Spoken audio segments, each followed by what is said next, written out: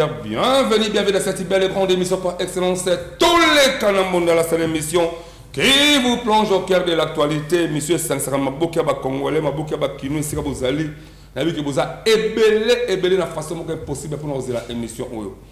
Merci à tous ceux qui ont l'aider vous allez parce que c'est la réalité. Kinshasa Mboka Makambo, RDC Mboko, Lali, Olamou, qui a toujours des problèmes à chaque instant. Et je parle de cela à chaque jour. Problème, on a une solution. Mais comment on fait pour étouffer à l'ébosso tandis que c'est mon énanté. Est-ce que tu as vraiment Congo Congo Oya Yonangai Congo Oba Koko Batikila Yonangai.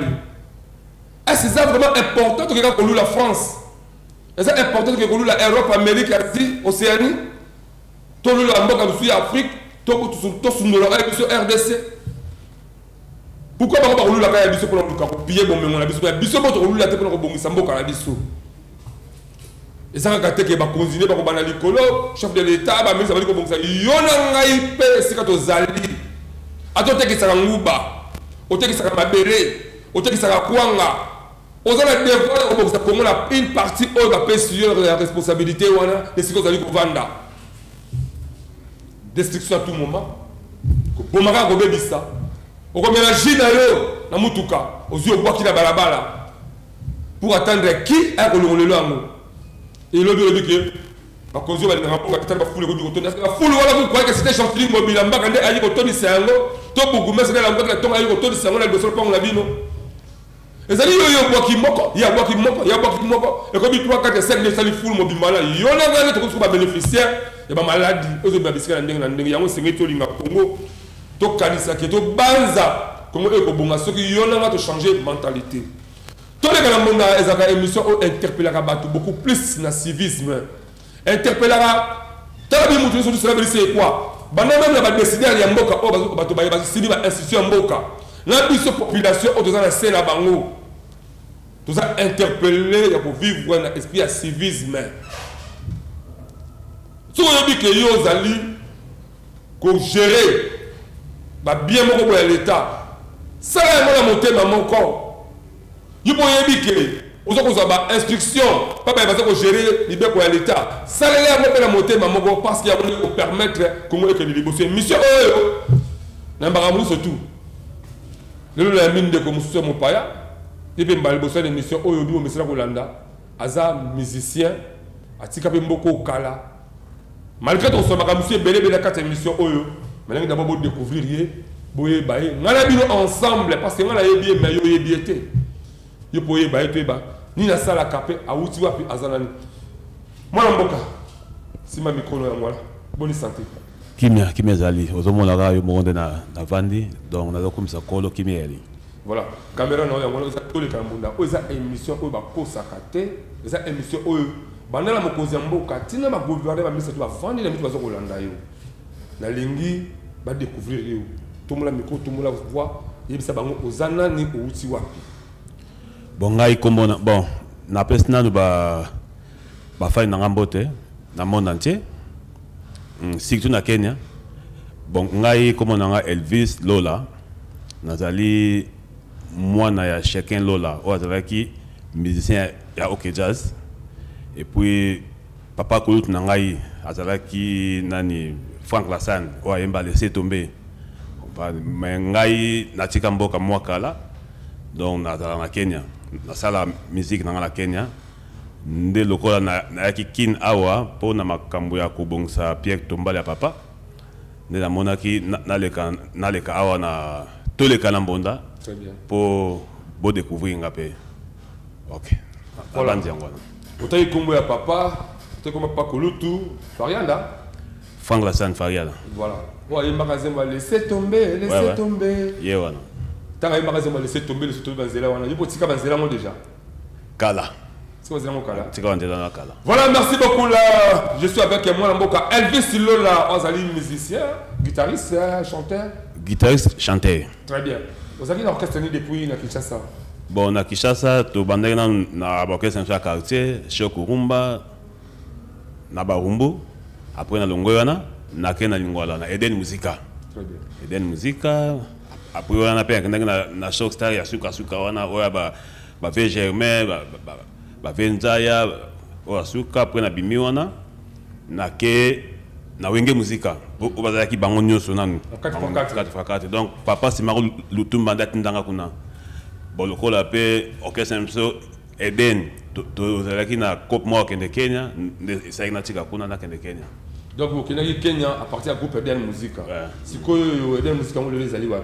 Bon, Eden Musica na temps oyo na Kenya za tepo na changer de kombo ya ni ya mouvement po to zalaki ebele kuna ba master bakenda muso bakenda poto muso bazonga kin boloko na tikalenga mo kuna monte fa changer kombo na koma na kombo ya Afro Sound Band na Kenya. Nous avons évolué toujours dans Nairobi. Nairobi, Kenya. Merci beaucoup. Voilà, nous sommes tous à Elvis Lola, Azali, musicien, chanteur, Azala qui vraiment, on a dit parcours, on a dit Joloba. Mais c'est qu'on peut retenir beaucoup plus dans l'orchestre où il y a des déplacements à Kinshasa jusqu'à Nairobi, ça Eden Musica. Moi, on a eu depuis que la passe tout ça à Nairobi, la Kenya tout ça à Nairobi, avant que la voiture qui m'a mis qui la poto. En tout cas, Ndeko, Akanga, Kenya, Akanga, Nairobi, c'est le niveau de Tanzanie. Mais le problème, c'est que le Zali, qu'est-ce qui fait que l'action va se faire au niveau de Mboka et ça pour la Kinshasa, c'est pour la République du Congo.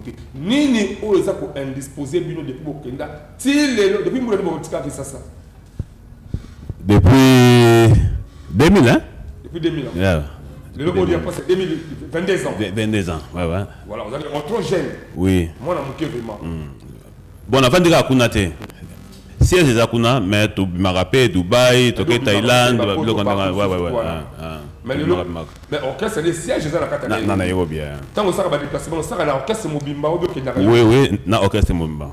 Ba contrat une année, tu es Beti, tu Zongi, bongo. Na orchestre. Le logo depuis Bokenda, Botika Kinshasa, Botika République démocratique du Congo, côté pe le logo, l'orchestre comme belé. Botika ka wenye musique ya Okangama, wenye musique sana nini, et Bazana, Jibi na kwa naye, ou na kwa naye. Bino Eden musique Bokenda, Botika Mboka oyo. Cela pour Kani Samarina, la petite chose tout ça, c'est moi la calme. Eh, bah, pendant tout le Katambo, bah, vrai Kinois. Je dis souvent, bah, vrai Kinois, parce que, bah, Kouya, bah, mis la Katambo, Kango. Bah, oui, bah, et dans la musique. Alors, bah, souvenir, Nini, Oya, Malamu, Kani, c'est la bataille, quand ça appartient à Eden Musique, avec le Sika Mboka, Oyo, Kinshasa. Bon. Souvenir à Liboso, Nakati Eden, et ça l'a que, Nabet, dans le studio, Bobongo, bah série wana pour les black té donc Kokenobet à Bobongo et puis bah voyage bah Brazza en tout cas bah souvenir bien en tout cas pour les derniers wana pour bah série tout ça là qui wana en tout cas bah orchestre bah niveau wana ndé ça là qui bon donc voyager ça qui facilité. Mais le Balakin, Balakongo, vous retenir ni depuis déplacement là, ni Obo, c'est déjà malamu comme produit le Bogo, m'a appelé la carte à Congo, présenter, voilà, après ça se fait depuis au Kenya, tant au télé, depuis 22 ans, absence Yango. Produit, il y a malin, il y a Congolais.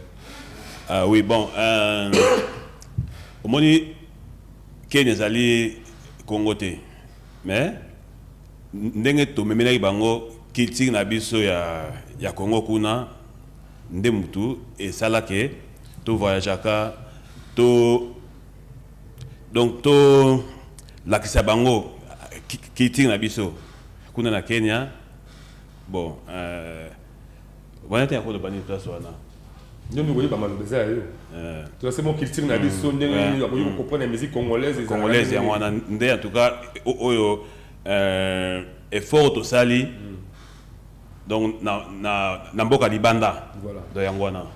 Mais le loco avait fort beau fourni dans Mboka Libana, j'espère que le pays où on est bénéficié de la grande musicien, la grande star. À partir à apport Nabino. Mais le loco, qu'est-ce qui fait que Bino le loco condamné Bango Bozo quand la société? Bon, na kin to côté kuna. To na Kenya. Mais beaucoup plus foutu bah Kinshasa, Congo des Arabes, mais c'est comme si les Libanais comme un cimetière, c'est un artiste. Na évité, il faut porter la carte cimetière, tout. Te nga okota kuna te po moni tina nandinga sali effort na le kawa lelo po na tana po ça ya kosa toujours comprendre bon tokolo ba que cimetière bon moni mutu azali capable ya ko kota studio ko salva œuvre mais ce qui promotion ya œuvre des até monte que osuka kaka et pas oza po moni na komi père na kin na moni ba monsieur belé babimi na kin na yoki ba combo mais kuna ya kin ya yoka bango te donc na senga kaka faut promotion mingi na ba œuvre na biso de faut ça promotion de ça appelle musique na biso et matal susu pour na temps oyo musique na biso peut dans c'est musique na biso par rapport ya oyo zo ko beta ou bien par rapport ya ba musicien to zo beta donc biso nyoso biso tout.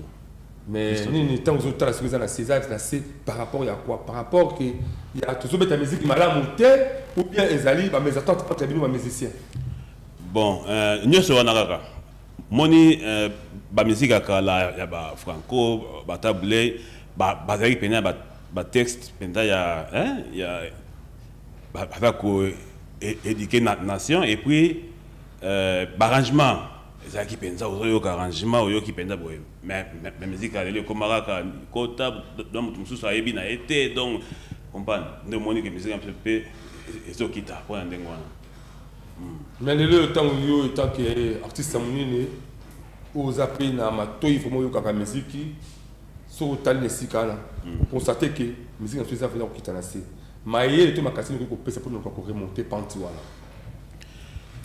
Bon, on a dans la Sarah Bandeko, ba collègue, ba musicien. Donc, Toyoka, please, ba via kala. Toyoka, ba texte na bango, ba banda oyemba nini, ba banda sa ndenge et puis ba arrangement. Et ba banda sa ndenge nini, ba guitare, harmonie, double ndenge wana. En tout cas, Toyoka to la di bango en tout cas, musique na biso e matalesusu. Elvis Lola. Musicien, Elvis Lola, donc chanteur, guitariste, Elvis Lola, oza otikambo depuis le 22 ans.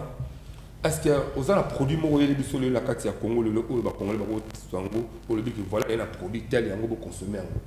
Ouais donc tant que artiste et ko zanga te comprendre na ki ma papa mais donc soda ko di on a niveau ya ba est mboka ko est-ce que ça vraiment pour l'impact à makas. Ouais dans ça on kutawa na habité na copie moi CD moi quand me sort micro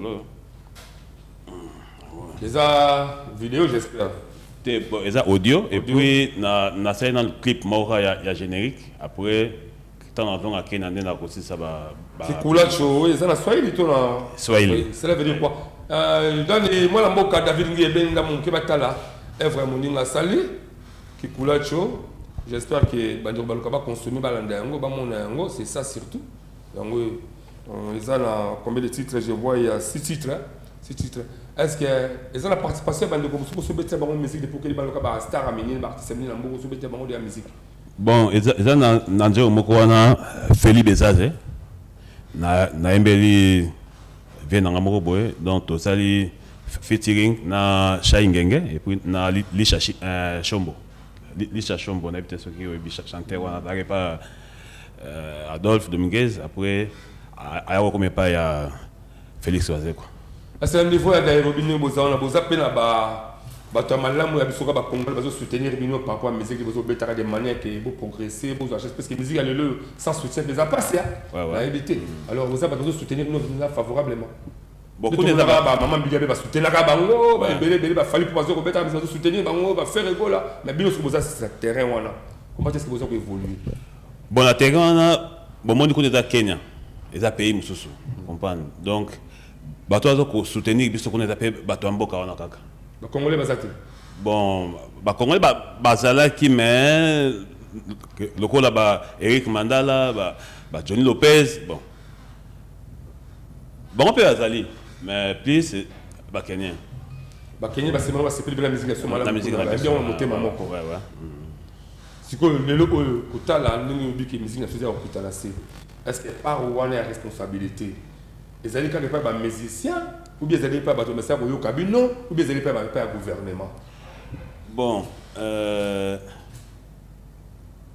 gouvernement, donc, et c'est qu'il peut aider à nous. C'est mon musicien peut donc la possibilité. Tout le monde a micro. Donc, le gouvernement va aider les musiciens.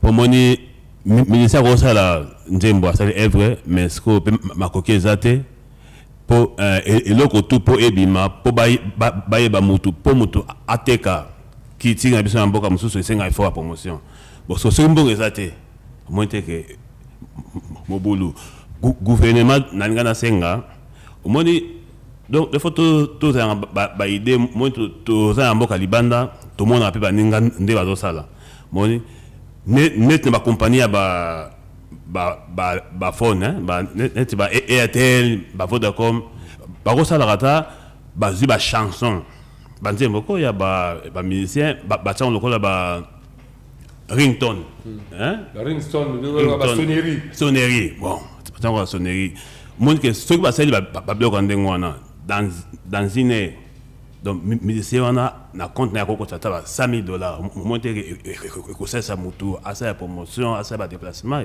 mais ce que le connaît zate il a pas et puis donc batongela biso ba studio comprendre pour ba monsieur c'est bien beaucoup et puis donc ba ça biso ba salle ya minene comprendre pour tous arrêter que photo que na Zénith to que ne va peut na kina pe akosa ça la minene o que to beta ba conseil minene et puis ba aider biso pe na ba studio mon pour ba monsieur baza ebelé comprendre ba to za pe na ba œuvre oyo to ko sala pour to teka kitiri ya Congo mais possibilité exacte donc ba ça biso ba studio est bien et puis ezala na bon ils appellent la charité que oyo mututu ils appellent la charité que oyo mututu à cause de la donc capable comprendre donc non tout ma question moko boy ko tala lelo oyo siko to je senga biloko wala vous savez ba système loka ba sokoda tous ces allées est-ce soit il lelo que ba la ko récompenser chaque musicien par rapport à œuvre na est-ce que bino to yo moko oui ko so bénéfice mo la carte na déjà la œuvre mo tika la carte ezali. Bon, pour Nangaï, moni ce qu'on a nous, bon, on a mon musicien, chacun l'autre et puis oncle Nangaï, Franck Lassane. Depuis Bakoufa, depuis papa chacun à Koufa, na 1990, style lo, obi que papa, monsieur Banzé, na ba œuvre, donc style lo ce qu'on a tout à l'autre. Si tu laisses tomber, et bêta, tout doit être côté. Si tu moni, ngande na ego et puis qu'on a ba œuvre nanga. Est-ce que na cause la peine associée que na ba sokoda wana, ngana sengaka gouvernement et tal makambo na ba sokoda wana, nini moni biso bata sikabo et oda pas si pot nandima eloko nanga et que de kona sokoda pour na taina ba papa depuis 1990. Franck Lassane depuis 1986. Est-ce que tout na bango ezandeni oh tout ça là-bas hein tout le micro tout ça là dossier mais ngana okama po papa déjà kitanga zalaki na soneka ba bande ko futaye dossier parce que ba bosana ye mon nga senga na gouvernement amekota na no po et ça biso bien test ko nga va un souci ni que œuvre na kenan kuna eza passé très bien. Voilà, merci beaucoup, très cher ami téléspectateur. Je suis avec moi, Namboka Elvis Silola, Zali musicien, chanteur, guitariste et tout cela. Alors, toujours évolué, on est presque presque 22 ans. Alors, on évolue au Liban, Namboka, Poto, Nairobi, Kenya, Skabas, d'abord, mais Zali. Mais on découvre les gens des retours à la ville à Kinshasa, pour déployer quelques comportements aussi que pour soutenir les artistes. Alors, le qui tire en boca la biso. Et tant que ça m'a calculé mon pépé à partir de Banzembo, musique est base aussi la culture na biso. C'est-à-dire que permettre à toi pour n'engagner to ou sur to kende wapi. Tant que ça libanais un mot qui parce que ta musique mo bi que non on les identité à congolais.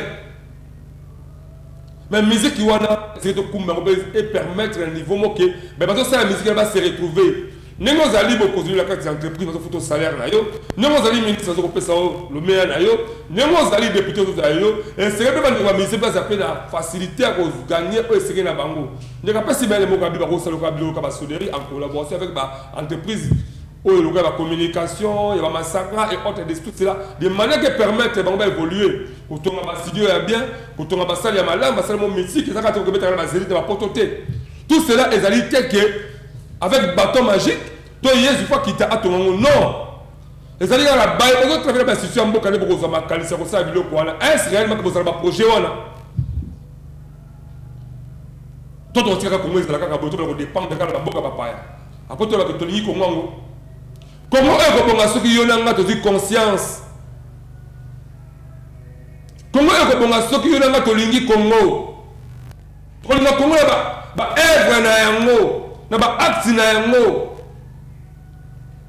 yo to kota Congo ta aso na tuni ngabi relaxant réellement que mukanda acte de ça c'est que yo to kota Congo non mais Congo ne esala yo na to zala le sengeli to banda ndo boko linga Congo ko le to ngamba banda ko mboka papaya bien sûr ko to ngana kata Europe ko to ngana kata Asie bango ba bongisa banda ko na bango ba pango na bango ba bongisa mboka la bango mais oyo mboka Congo yango tongi wa même le village na Yomoko, le village na Yomoko, tant que tu n'es pas botongaté. Nous avons dit comment nous colonie. Tu vas soutenir les artistes. Parce que Bunda au fou et au moulin de manière qui tue la mission, elle a répandu dans mon kilimo bimba. Moi, je suis venu là. À ce qu'on rappelle, nous sommes même de quoi papa naïe. Autre que un moteur de la groupe Salon, laissez tomber, Banzela wana. Est-ce que la famille n'a pas bénéficié de l'eau? Reconnaissance, il fait Zalaka. Ministre Azan, quand il y a secteur Wana, nous avons la Moussa, Makamole, vous avez mal Koleka. Moi, je suis Elvis Lola, est-ce que les locaux ont une question? De tout le monde fait musique, là. C'est les locaux, vous avez courage, donc vous avez la demande au travail, mais pas où la somme, bien pas bien affilée, bien pas fabriquée de manière qui est relevée. Moi, je vais faire des choses pour me dire que je vais faire des société. Vous avez courage, vous avez des demandes contre l'entreprise. Bon, et ça m'a bêté. Mais maintenant, on peut dans un groupe, donc, na dirigeant bango. Si vous avez bien été, groupe nangana tika bango, na côté na groupe, sous bon, on a des mois passés. Est-ce que vous vivez une bonne relation, une collaboration avec les artistes ici au Congo? Ou bien vous supposez avoir une rancune et autres? Non, tout est rancune, mais donc tout le monde en a raté, bon, on a dans la Kenya, mais ceux qui baillent tout le monde en a en tout cas rancune est raté. Les gens baillent peut-être dans la Kenya, au moment où soutenir bango bien, au participera à pour ça dire à Bissau Kenya peut-être me baillé. Ouais. C'est que peut-être me que non, assistance moi bien c'est moi le beau tout c'est là. Tout ça là. Ouais. Là c'est Bissau ni ce sont déjà. Bon et ça c'est moko ouais façon là ayaka na groupe kuna. Aka na groupe kuna soit na accompagnateur c'est ngaki to luka jeune moko oyo donc on va accompagnement donc le cas qui tout on a permettre que bandole et les cas qui n'ont bien d'autres sont là. Merci beaucoup. Voilà, je suis avec mon amboka Elvis Lola bozo la ndé tozo ko évoluer ne muke bande ko ezali émission na bino. La bi ke boka saka to yamba ba politicien. On peut toujours cela beaucoup plus par rapport à politique ya culture ya mboka na biso. To les grands bondeza émission oyo to linga rote ko tikela ngo ezalaka ka boyeboyité. Eza émission oyo ko tikata mitema na bino bande ko boya bango. Merci d'abord beaucoup plus na baye. Parce que s'abonner à la site, la chaîne de YouTube, mais monde à école, au lieu de ça, 2000 vues, 2000, 3000 vues, c'est là, c'est parce que vous avez une émission, vous avez une émission, et cette émission, c'est tout le moment en vérité. Nous avons le monde à Elvis Lola. Na yesi ko mingi na biso population auto mesana ko ina bakonzi. To mesana ko finga ka bakonzi. To mesana ko makambu oyo ezali malamu te. Et pas bakonzi ko sala makambu ba benya ko la conseil diffamation. Il y a aussi information, ça pour autant qu'on vérifie. Mais, automatiquement, le col nous a dit bien aux amis, moi je suis Elvis Lola. Aussi, un journaliste, surtout quand on est sur YouTube, il faut que ça ait l'esprit de déontologie et éthique journalistique. Qu'on y ait que tant qu'on a information, avant qu'on diffuse yango, avant qu'on publie l'information, il faut d'abord que ça on traiter un traitement d'information. Est-ce qu'on a un problème sur le Canada? Comme il y a qui massé que beaucoup plus que Ngasani.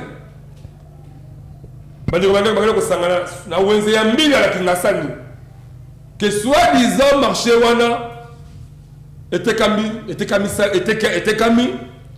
que soi-disant et ça m'a trouvé à marché wana mais en complicité moi beaucoup mais c'est qui massé que moi mboka Jano Kano. Bon information, bon publier information. Est-ce réellement besoin qui tant et recoute dans mboka Jano Kano beaucoup mais c'est qui massé que tout naé si réellement ayebi dossier wana. Pourquoi tu resaka makambo ya bosoni? Oui, c'est bien pour la population, il faut pas s'angana. Beaucoup de koutana, et si vous avez silika, bon tomboka, bon le babakambo, c'est dans le marché où était kamaté, c'est bien bon. J'apprécie même cette initiative-là. L'initiative là, c'est pas une comme la population qui est s'angana. Pour le marché où était kamaté, marché c'est kala. Mais pour le baquet, beaucoup mais c'est hasard impliqué, hasard la complicité, il y a un texte qui s'appelle marché voilà. Yo journaliste aux yeux pas sango. On l'a dit population pour le biango. Est-ce réellement qui tant il y a pour traiter information voilà. Moi, en aide de information voilà. Tout le monde des émissions d'investigation. Je suis allé pas pour écouter la moka Jano Kano malgré la caméra parce qu'il y a une caméra. Dans ce rôle de moka Jano Kano, beaucoup mais c'est bureau naï. Alors qui signe un document. Oh, il écoute Azana Katabi Tumbawana et il avait même interpellé les chefs de quartier de manière que la population pose pas à la kimia, puisque ville, le gouvernement, professeur, il y a des dossiers, il y a atténuer dossiers, après si Moutouana, il y a au niveau de la ville, parce qu'on connaît les dossiers, il y a des marchés, il faut apporter toujours dans l'État. Les patrimoines, il y a l'État, et côté qui s'est maté, la population qui a assuré que le marché, et côté qui s'est maté, c'est parce que beaucoup de alors travailler au fou et au moulin, puis à même un dossier au niveau, il y a gouverneur. Donc, bon, c'est la même infertilité. Les bourgmestres Jano Kano, ni de près ni de l'autre impliqué dans le dossier. Les contraires, pour la mise en ligne, bon, gagner, marcher dans la kimia, dans ici, Kawana. Donc, côté en tout cas, le dossier, les a clos. Tout impliquera ma causité, dans le protocole, mais sans pour autant mener ma investigation. Avant de impliquer vos consommateurs dans le dossier, tu mets d'abord ma investigation, tu as la connaissance du dossier, tout c'est confirmé réellement que Azana Katito, Azana Katité. Mais le dossier marché là, moi je suis Jano Kano, ni de près ni de loin, Azana Katité. Mais les contraires, Azana Bunda, le gouvernement a tout ça Kaputu, a besoin de marché à Kolumba, n'est pas besoin de marché de manière que marché wana, document le côté là, et Koufa, et Zatra Katama Kambouana. Donc faire la spoliation, il y a une spoliation, il y a une cause de Lukake, au sein de désordre, il y a un Kangayo dans l'État. Aux ateliers de la Mouna, la cause à rater. Tant que vous avez une décision, on se retrouve dans la prison, c'est parce que vous avez spolié ma belle l'État. Moi, je vais vous dire là, je ne sais pas. Est-ce que vous êtes capable de faire un orchestre aux zones où la carte Congo pour évoluer, pour conserver ma casse pour permettre que les Congolais participent? Oui, pour dimanche prochain, na Kenya, pour na bonga makuna ministère nanga na posa to na bangona awa to meka kola moi evo to sali kuna mboka mpaya to ya omemela pe ba décoration na mboka après to kozonga sur Kenya après ndeto ke Dubaï.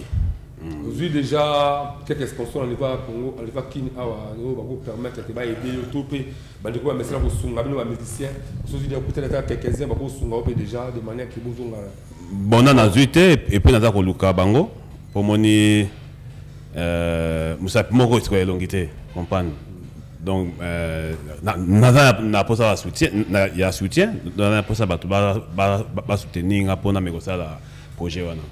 Est-ce que la carte orchestre vous avez regardé quand l'identité va congolais ou bien vous avez vraiment mélangé à l'identité sur la carte? Bon. La nationalité sur la carte. Non, pas congolais kaka. Pas congolais. Congolais béni la carte Kenya, vous voulez sur la musique? Oui, mais bah danser de bah Kenyan. Baza fidèle. Danger. Donc tout le monde a bon pendant na amour à Afro Sound. Afro Sound Band. Voilà, là je vois mon ami Maître Mohamed Ali Konko, Azali de Moko vraiment. Moi, dans Nairobi, à solo solo, caché la propre, caché à solo solo. Et pourquoi pas dans Ndegolanga, dans Doumer. Jipelo là. Jipelo là. Danger. Jipelo là, en tout cas, c'est ça, dans Nairobi, en tout cas. À la carte à Congo, la carte à Tole Kalamon, à l'aide de la paix, vraiment, pourquoi pas dans Jean-Claude Motindo. Jean-Claude Motindo, puis la carte à Nairobi, vraiment, mon vieux de cœur avec vous. Voilà, toujours là, c'est toujours certainement Mouké, dans Souka, mais c'est là, Mouké, vraiment, les Cameroun, M. Zaliawa. Kini Bopeto, na Takaka Batouté. Dans le Baramakambé, c'est un solo. C'est parce que Tolini Congo a évolué. Moi, je suis comme Lumba. Non, mon conseiller, c'est le colon, là, je suis comme Lumba, Baka. Balingi Alain Dewa asala musala professionnalisme et ko permettre ba yeba babu parce que ça musala malamu non ba ça musala malamu te ba yeba quartier eza malamu ba quartier eza malamu te on appelle ça vraiment beaucoup plus ba remercier parce que un monde nous vivons tout les mutans za bon moi soke ala kingambo ala quartier mbamu okuta mona mboka Jacob Mwamba Zetambila poupon ana zo ba bala ko lister ba image le muke bozo mona ne ko ça musala. Alors que ça, il faut pas travailler avec des terrain municipal, ils la propre. C'est parce que les alliés et le terrain municipal, il faut beaucoup de saleté. Beaucoup de faut sceptique, il y a aussi maillot, mais si vous avez Libanda, pourquoi tu dis Congo T, de Konangaï. Tant que l'aide au Lobao, l'aide au Lobaka, toujours avec ça, tu ma passe. Dans le Bakali, quand même, tu permets de dire que, attends, l'autre, tu as l'objet de la bongi. Vous avez très automatique, vous avez très très. Ce qui est au Est-ce que vous avez très très. C'est pas pourquoi je vais faire c'est parce que vous avez Congo. Mais elle est bonne, elle est bonne, elle est bonne. Tant que vous avez Jacob Mwamba, dans ça, est-ce que vous avez félicité? C'est ça l'homme. Ok, je vais vous dire piano ça musala kitoko. Oui, awa, na masiro kuta tuseka puto ça musala kitoko. Kuna na kimbase ke boche, bolobiko mwana mboka jano kano dans la complicité ya koteka marché à spoliation là. Non. Tu mets les investigations ça y était. En quelques minutes, tout le monde est élément moqué à quartier Mamou et tous ont juste après la 4 émission. C'est parti la régie.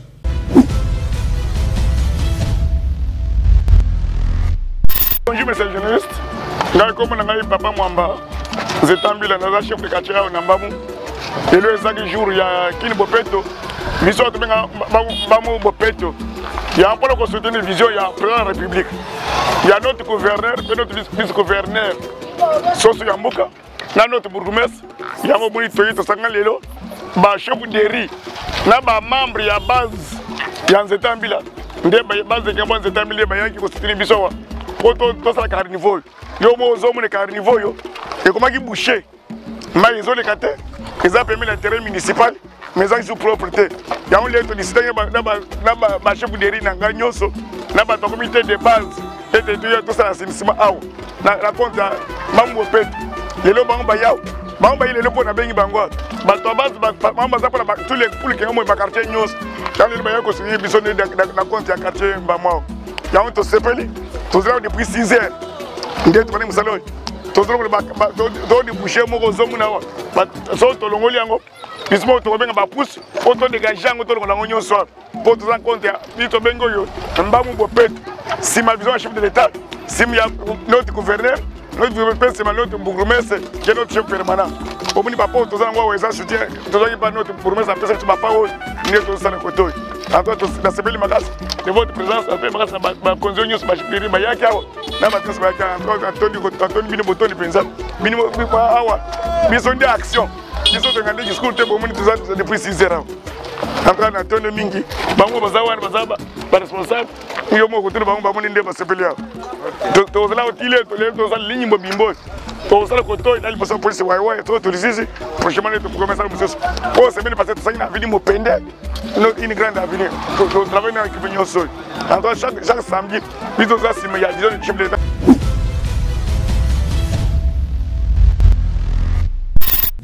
Si c'est plateau exceptionnel de votre belle et grande émission par excellence, c'est tous les canaux dans la seule émission qui vous plonge au cœur de l'actualité. Émission Oesangi Simi Mosaï Belé, émission Otoluka qui tire en boca, c'est la valorisée par nos artistes.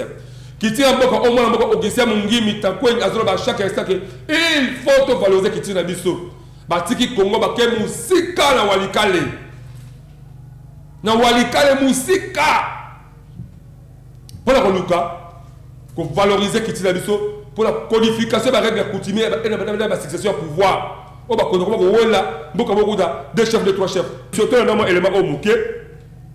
C'est parce que moi, c'est moi qui travaille ici quand on a et tout le après dans mon la pour clôturer l'émission. C'est parti la régie.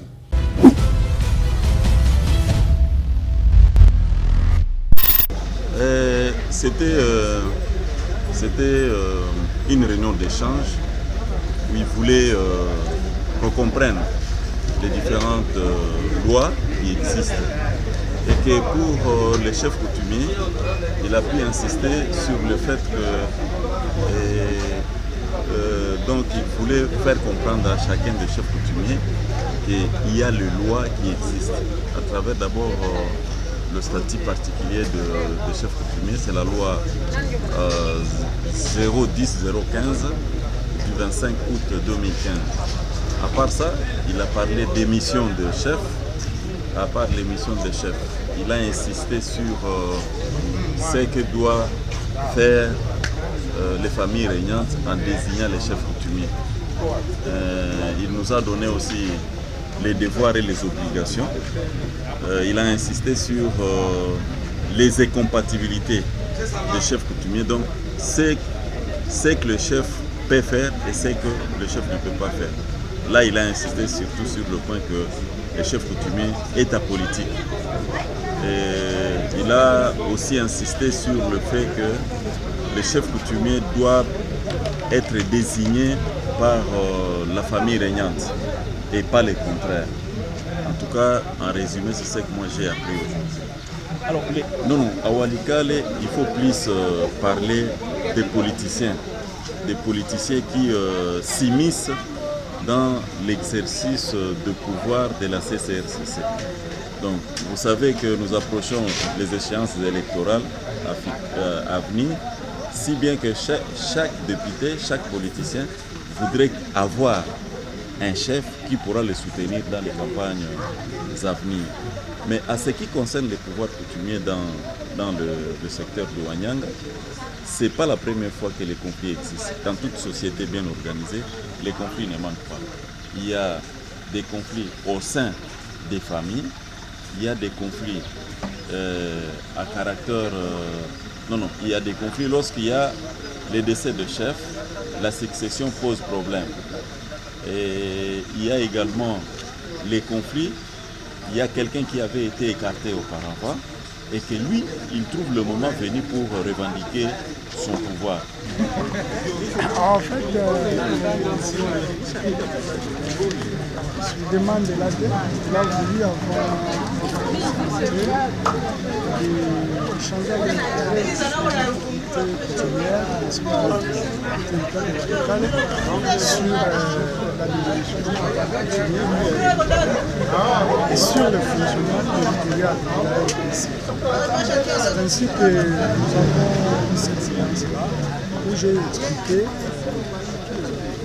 à toutes les autorités coutumières qu'est-ce qu'on attend par chef coutumier, comment on le devient et les chefs coutumiers gèrent quelle entité. Mais quels sont les droits aussi reconnus aux chefs coutumiers, mais aussi ses devoirs. Et on a clôturé par la commission consultative de règlement des conflits coutumiers son organisation et son fonctionnement. Et je pense qu'à l'issue de cette séance de travail, plusieurs incompréhensions, confusions d'ailleurs, ont été levées et les autorités coutumières sont satisfaites, n'est-ce pas, de cette information. Je vous donne par exemple un exemple, un cas typique. Ici, on appelle le chef coutumier, on l'appelle chef de l'État au niveau du village. Alors le chef de village, on l'appelle, le chef de village c'est un capital. Tandis que le chef coutumier c'est lui qu'on appelle le chef de localité. Alors c'est une confusion. Conformément à la loi, nous avons trois entités coutumières. Nous avons la chefferie, les groupements et les villages. Et ces chefs-là sont désignés par les familles cheffales conformément aux ces coutumes reconnus par les pouvoirs publics et dont la mission est de diriger, n'est-ce pas, une entité territoriale coutumière. Aujourd'hui, sur base de ça, ils ont vite compris. Et là, tous les chefs de localité qui étaient désignés conformément à la coutume, désormais, ils sont appelés chefs de village. Et à la satisfaction de tout le monde, et ainsi que ceux qui étaient des chefs de village, ils vont rester des gens qui gardent, n'est-ce pas, des entités et désignés, n'est-ce pas, par les chefs de village, n'est-ce pas, pour garder, n'est-ce pas, ces entités, mais qui ne sont pas en réalité des chefs coutumiers. Voilà un peu...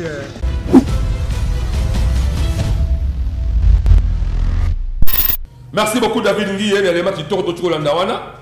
Il y a moi Mboka. Les éléments qui sont dans les bandes, les bandes de Walika, les Yekuya. Il y a pas de on a tongo. Par rapport à la tournée basale de Sikawana, en tout cas, félicitations à moi Mboka Augustin Mungimi, aux alliés secrétaires des affaires coutumières, numéro 1 de la Congo Mobimba. Là-bas, il faut que l'équipe de Mado Tamboussama, et ça, on peut ça casse dans bolingo basalango, dans le ministère intérieur. C'est ça qu'on va valoriser qui tire dans Bissou. Moi, avant d'acheter les mamans à Souka, la ligne Otala, bande Kobazo la Bisso, Otala vraiment ba Konziamboka, Otala équipe bande Kobazo Kilimo Moba Yebio. Dilobani a malongo ko ça par rapport à l'évolution dans le monde musical. Tout le monde a micro loba. Bon, dans kolobara que na bato ba yebinga monde entier, na ba Konziamboka, en tout cas ba aider dans ba artiste biso na ba proposition na PCA ya ba style ya minene ya beta musique ba studio est bien et puis donc tout est capable de kotango et puis na ba ringtone sonnerie donc ça biso bien. Et puis, bah me côté la peine, bah Konziamboka, bah me côté la peine ma kamba sokoda pour dans auto le bas en tout cas, et ça a bien été, pour tala kaka. Donc, hein. Voilà, tout le monde qui est beaucoup s'attend vers la fin, mais le relingato sur celui qui a monté l'expoliation. Moi Mboka ndeko mutinga, qu'est-ce qu'il va pas problème ni ozo ko lukala moi Mboka embo marque l'équipe na izolo kuna. Le pango, pas que le pango. Li kamono le baké. En tout cas, la bandeko. Vous avez besoin de le pango, benanga lendewa. On a besoin de ma pango. Parce que vous avez pango zali ya moté. Moi, Mboka, en tout cas, Mutindeko Mutinga, le cas au trouvé compromis, moi, Mboka, Embo marque l'équipe, dans les cambos, eux, tali que le commis soit. Et si ka oba pesa kiyote. Attends, on a besoin, on se l'a bakolo ma pango, on se savoir mon la bango. Tant d'éléments où tu sais, moi, Mboka, Embo marque l'équipe, et puis tout chuter, ma la moto pour le mission, on a Mboka, Elvis Lola.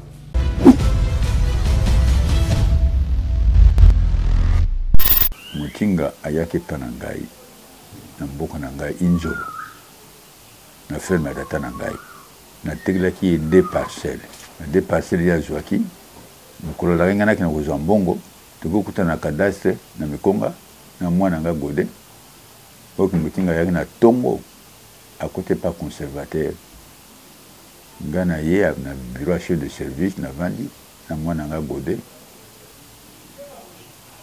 na bourgmestre Nkama. Chef de service à qui par un bureau qui n'est pas conservateur. Après un certain temps, hier, le bin à bourgmestre est conservateur à Zobengayo. Bah, qui est un bureau par naïe. Gana tient un bureau à chef de service. Après un certain moment, alors Mutinga à l'éloque yate, à Oyam comme Moussous. Or que Mutinga yaki déjà na tombe dans un bureau conservateur. Demba soleil kuna ngana ebité ko bimato bimina bureau de service ngode lokola ye mutu kawana oya Mutinga po asumba paki mabile kuna ne yi mboka na bango ndira maluku azo sinalenga le papa mais Mutinga ye wana abimi awute pas conservateur ye wana bimina ndira pembeni kuna ye likolo kuna zoke mais pour me ça veut que Mutinga ko yata neni Mutinga le suba Mutinga wa ko mibale après un certain moment mukolo ngopona zakana bonga kabila so bonga kabila tena yibi na isona ngana sa ndenge na mutuka mais côté ma ben ba terrain na bino muntu muka kota ikona te alors le kola ya zaki ya lubi ya zana bongo akosomba Après, ça bien bon. Après, c'est bon. Sauf que nous ne sommes pas monsieur. Aucun ne sommes pas monsieur. Mais dans le cas de terrain, ils sont adduits par la force. Le président ministre adduit par la force. C'est là mon accord. Pour que nous ayons un avion, nous avons un psycho. Boyo kana. Pour que vous ayez la fondation. La fondation est dépensée. Vous foutez pas. Zéro. Ma bamba. Vous foutez pas. Vous sommes dans bon. Mais avec ça, c'est bon. Pour que vous ayez la dépense. Mais na kutu ya opinion sur terre jaune de colo ngai na wela ma belete ce qui beaucoup de pour na période na période ngana je beaucoup de pour na temps na je beaucoup de pour ce que ezaki ya ngai te ce ezaki na raison mona ko avancer te na linga na participer je na participer pour na yebi ki ezali mboka mama na ngai esiga abimi abotami esiga koko abotami mama na ngai abotami nakata kipoko nazambo payati na kata kipoko pena lo bango na kipoko mutungana ko wele na kipoko azalité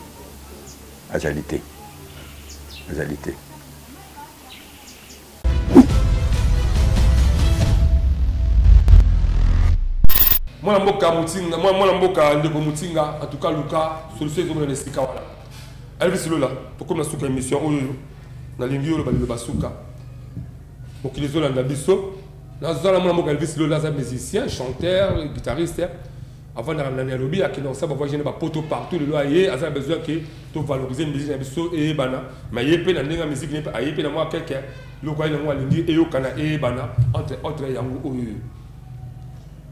émission za émission barabanu surtout tala caméra tala micro on a 30 secondes le ba malbanu suka to clôturer émission et le balboso na ngana na sanga yesu na ministre ya kitier asunga biso ba artiste pour de total ma caméra sans tout que bien té donc ma proposition on a bimisi awa donc mutako sunga biso za donc a me kota biso na makambwana et pour na to senga yesu na ba sponsor pour na posa ko ya na orchestre na awa poto za kuna libanda na Nairobi to l'accès déjà qui tire en boka kuna est-ce que peut tout na posa ba œuvre auto ça kuna te est-ce qu'on peut vendre la carte en boka donc to senga soutien donc bon c'est ça hein?